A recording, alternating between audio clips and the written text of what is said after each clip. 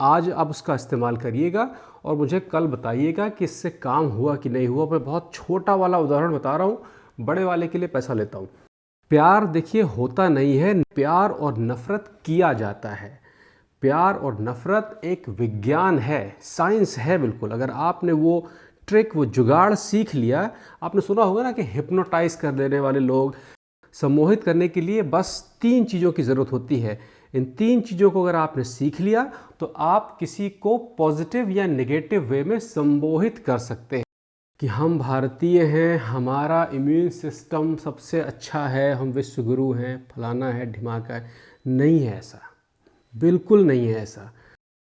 जैसे जैसे समय बीत रहा है, ओमिक्रॉन की परतें खुलती जा रही हैं। दक्षिण अफ्रीका जहाँ से शुरू हुआ था, वहाँ पर इसकी जो लहर है ये लगभग ख़त्म हो गई है और काफ़ी कुछ डाटा, मतलब कि बहुत सारे रिज़ल्ट आ गए हैं जिसको कि आप अपने हिसाब से अपने देश में फ़िल्टर करके लगा सकते हैं। वहाँ पर मरने वालों की संख्या जो सरकार ने बताई है वो बताई है 86,772। 86,000 लोग ओमिक्रॉन वाला संक्रमण जब से हुआ है तब से मरे हैं।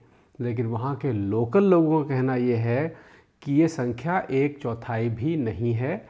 लेकिन हम मान के चलते हैं कि जो सरकार ने संख्या बताई है वही सही है। जैसे अपने यहाँ था, जो सरकार ने संख्या बताई थी लगभग 3-3.5 लाख और मरने वालों की संख्या थी 35 के ऊपर। बाद में धीरे धीरे पोल खुली थी जब वो पोस्टमार्टम रिपोर्ट्स आना शुरू हो गई थी। तो मान के चलते हैं कि ये वही है।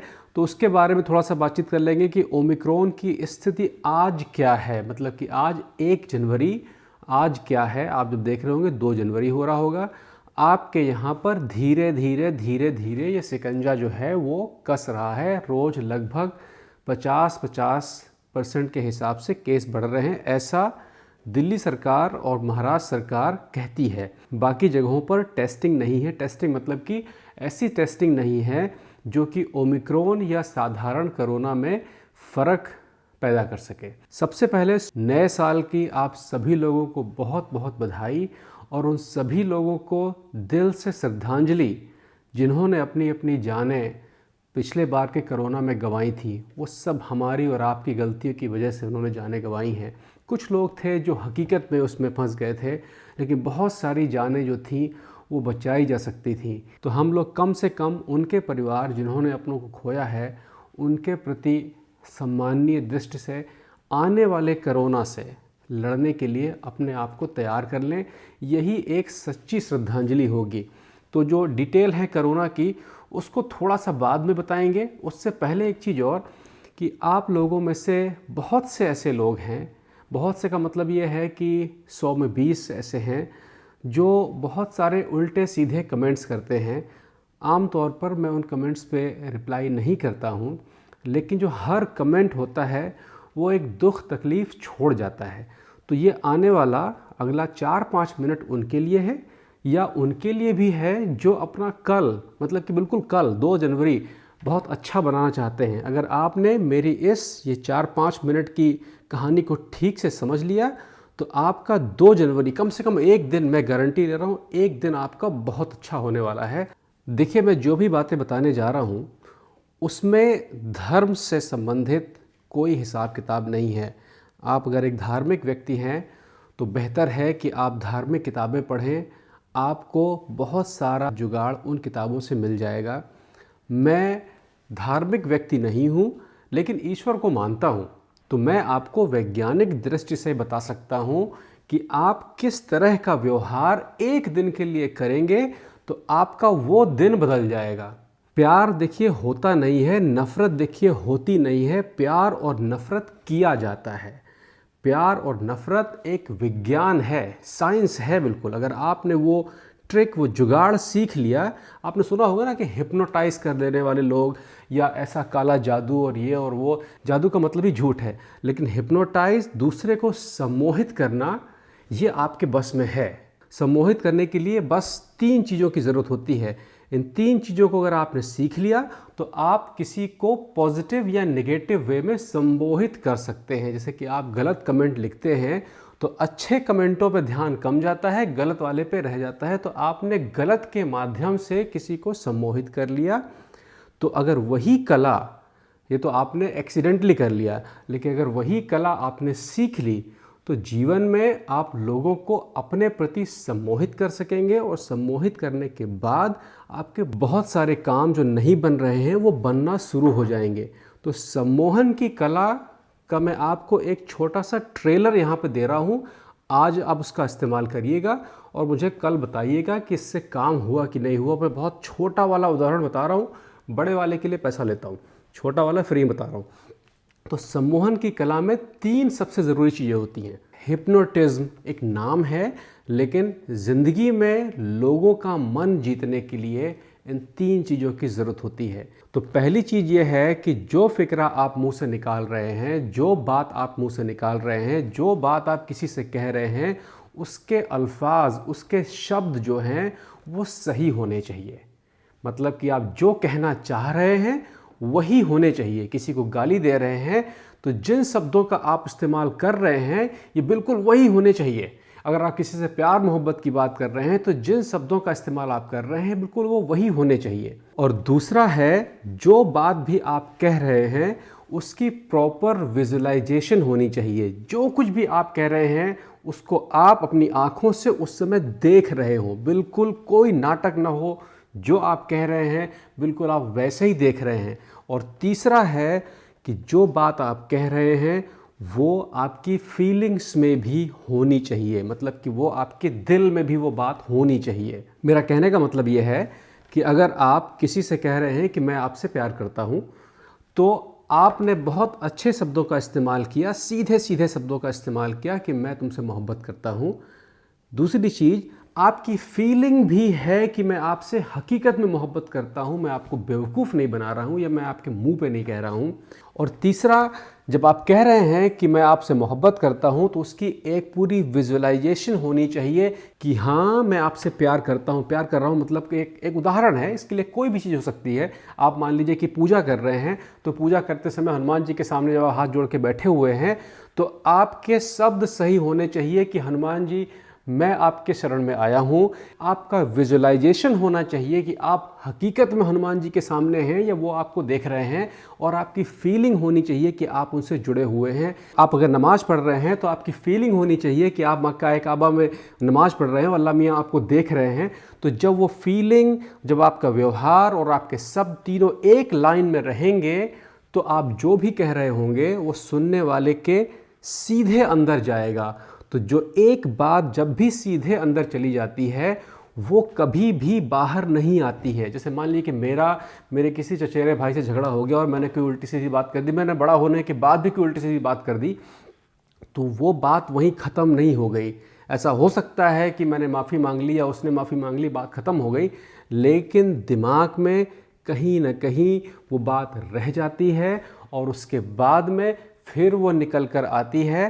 कहने का मतलब ये है कि जिस समय मैं झगड़ा कर रहा था उस समय मेरे जो शब्द थे मेरा वही मतलब था, मेरी जो फीलिंग थी झगड़ा करने की बिल्कुल सही थी, और मेरा विजुअलाइजेशन जो था वो बिल्कुल सही था। तीनों एक लाइन में थे, इसलिए मैंने उसको ख़ास तौर पर दुख पहुंचा दिया। तो इसको आप प्लस की तरफ लगा सकते हैं। आप अगर मेडिकल लाइन में हैं, जैसे कि मैं अपने अस्पताल में जब मरीजों से बात करता हूं तो हकीकत में जब मैं उनका हाथ पकड़ता हूं, मैं उनसे बातें करता हूं, तो बहुत सारे लोग मेरा हाथ छोड़ते नहीं हैं, क्योंकि जब मैं उनसे बात कर रहा होता हूं तो मैं उनसे ही खाली बात कर रहा होता हूं, या जब भी मैं उनसे कुछ पूछ रहा होता हूं तो मैं दिल से और फीलिंग से पूछ रहा होता हूं कि क्या ये ऐसा है, हकीकत में ही ऐसा है या कुछ और है। तो मेरे शब्द, मेरी फीलिंग और मेरा विजुअलाइजेशन, ये तीनों चीज़ें एक लाइन में हो जाती हैं तो मेरी जो प्रैक्टिस है वो नंबर 1 पर चली जाती है। दोबारा जब भी वो मरीज़ अस्पताल में आएगा तो वो कोशिश करेगा कि अरुण कुमार जी से ही मुलाकात करें, क्योंकि वहाँ पर उनके साथ बैठने से ही सुकून मिलता है। तो आज आप एक काम कर सकते हैं, अपनी पत्नी से, अपने बच्चे से, अपने पिता से, अपनी माता से, किसी से भी एक कोई ऐसी बात करिए जो आपने बहुत दिनों से नहीं की है। उस बात को हकीकत में दिल में लेके करिए और वो विजुअलाइजेशन भी रखिए कि जो आप जो कह रहे हैं वो बिल्कुल सही है। आप देखेंगे कि आपकी बात सीधे दिलों में उतरेगी। तो दोस्त, हिप्नोटिज्म का पहला चरण है करेक्ट वर्ड्स, करेक्ट अल्फाज। सबसे पहली चीज़ करेक्ट अल्फाज। दिन भर में हम लोग इतनी बातें करते हैं, आधी से ज़्यादा बातें फिजूल की होती हैं, उनको कोई मतलब नहीं होता है। शुरू मैंने जब अपने आप को देखना शुरू किया, मैंने एक बार तय किया कि यार मैं ऐसा करता हूँ कि अपने आप को सुधारने के लिए मैं आज से केवल वही बातें करूँगा जिनका कुछ मतलब होता हो, बिना मतलब की बात ही नहीं करूँगा। तो भैया ऐसा हुआ, मैं हकीकत बता रहा हूँ, ऐसा हुआ कि 2-4-5 दिन तो मेरी बोलने की हिम्मत ही नहीं हुई। जब भी मैं बोलने जाऊँ, 2 शब्द बोलने के बाद मैं सोच रहा हूँ यार इस बात का कोई मतलब ही नहीं है जो मैं कह रहा हूँ, खाली अपनी बात कर रहा हूँ, दूसरों की बातें नहीं सुन रहा हूँ। उनने जरा सी जगह दी, अपनी बात हमने घुसेड़ दी, उनका कोई मतलब ही नहीं है। दोस्त के साथ बैठे कह रहे हैं अच्छा यार कल मिलेंगे और सब बढ़िया है। दिल में मेरे ख्याल है कि क्या मिलना क्या है, कल कह रहे हैं, लेकिन और कह रहे हैं कि यार खाना वाना खा के जाना, हालांकि खाने का कोई इंतज़ाम नहीं है घर के अंदर। कह रहे हैं खाना वाना खा के जाना, मतलब कि जो मैं कह रहा हूँ वो मेरे विजुअलाइजेशन में भी नहीं है, वो मेरी फीलिंग में भी नहीं है। और जो सुनने वाला है वो भी कह रहा है अरे घर पे खा लेंगे, कहाँ खाना वाना खाना है, उसको भी पता है कि खाना वाना कुछ नहीं है, वो भी कह रहा सोच रहा है कि बस इसे खाली यूँ ही कह रहे हैं। ऐसा होता है ना आप लोगों क्या। मैं ध्यान रखता हूँ कि मैं जो कह रहा हूँ क्या ये मैंने खुद महसूस किया है या नहीं। मैंने कई प्रोग्राम छोटे मोटे बनाए हैं जिसमें आपको थोड़े बहुत मोटिवेशन से संबंधित चीज़ें बताई हैं। मैं आपको यकीन से कहता हूँ कि वो सारी चीज़ें मैंने आपको बताई हैं जो मैंने पहले खुद महसूस की हैं।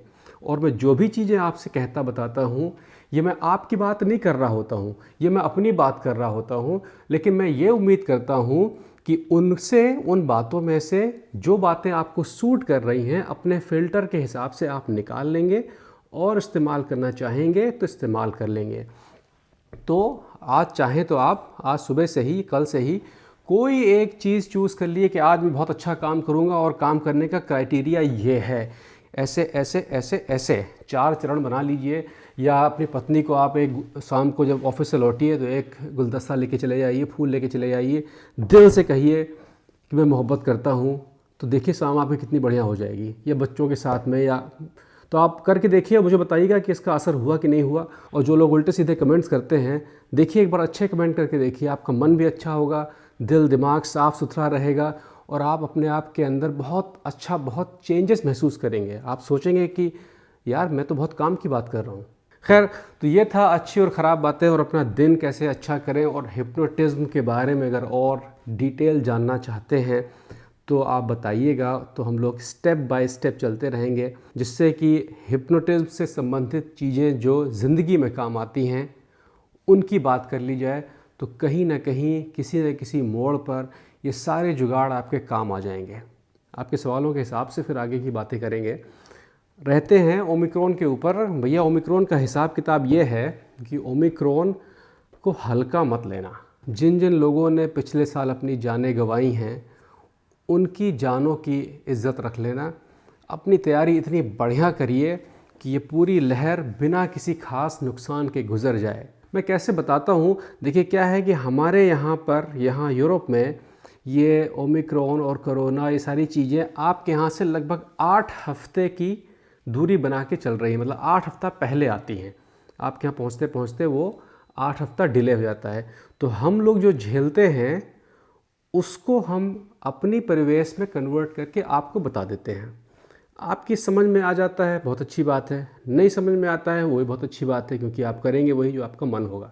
इस बार ओमिक्रॉन में एक बहुत बड़ी प्लस पॉइंट ये है कि ये संक्रमण सांस की नली में है, फेफड़ों में देर से पहुंचता है।